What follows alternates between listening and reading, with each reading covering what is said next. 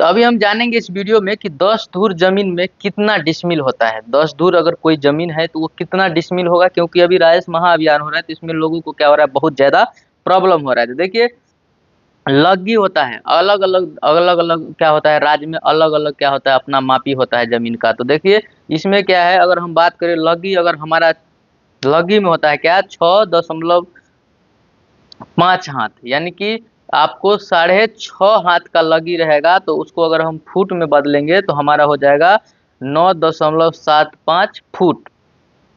एक हाथ बराबर क्या होता है, 1.5 फुट होता है, याद रखिए।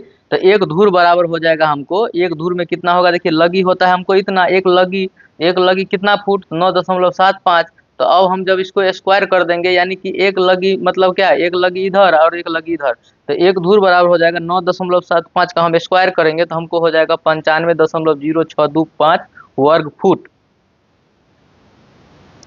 हो जाएगा। तो अब हमको क्या करना है यहाँ पे देखिए, तो अब इस वर्ग फुट को हम क्या करेंगे, चेंज कर देते। देखिए तो हमको कितना है, 10 दूर है, तो 10 दूर को हम गुना कर देंगे इससे, तो हमको कितना आ गया टोटल, 950.625 वर्ग फुट। अब 10 धूर बराबर हमको निकालना है, तो क्या करेंगे हम, इसमें हमको पता है कि एक धूर बराबर होता है हमको 435.6 वर्ग फुट। तो धागा दिए तो हमारा कितना हो गया, 2.18 डिसमिल हो जाएगा। यानी कि 10 धूर जमीन रहेगा तो हमको जो डिसमिल में क्या होगा, 2.18 होगा, इस लगी 6.5 हाथ का लगी के हिसाब से।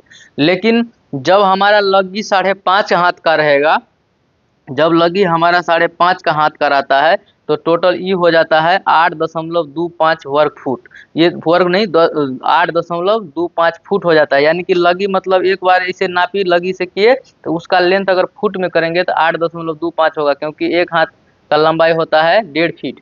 ठीक है, तो अब हम इसको कैलकुलेशन करेंगे एक धूर बराबर। तो एक धूर बराबर होता है 8 दशमलव, यहाँ देख रहे हैं आप कि फुट होता है, और जब हम इसको दोनों तरफ लगी बनाएंगे, दोनों तरफ रहेगा तो हम इसको गुना कर देंगे, तो स्क्वायर किए तो हमको हो गया इतना वर्ग फुट।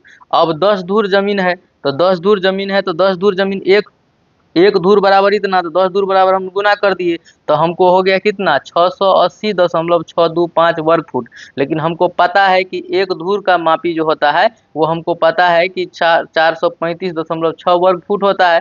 तो हम इससे भाग दे देंगे तो हमको निकल के आ जाएगा कि 1.56 डिसमिल होगा। यानी कि इस 10 धूर जमीन का अगर हम बात करें डिसमिल में, तो हमको होगा 1.56 डिसमिल। तो ये देखिए अलग अलग राज्यों में इसका मापी अलग अलग होता है, इसीलिए आपको देख के इसका कैलकुलेशन करना चाहिए कि आखिर ये डिसिमल में कितना होगा। तो धूर बराबर डिसिमल का आप कैलकुलेशन समझ गए होंगे कि आखिर कैसे होता है। अगर आपको डिटेल में वीडियो चाहिए तो आप कमेंट कीजिए, मैं इस पर एक लॉन्ग वीडियो बनाऊंगा जो एक एक वैल्यू बताऊंगा कि ये कैसे आता है, ये सब कैसे आता है, पूरा डिटेल में आप लोग को बता दूंगा। बाकी वीडियो अच्छा लगेगा चैनल को लाइक कीजिए, कमेंट कीजिए, शेयर कीजिए।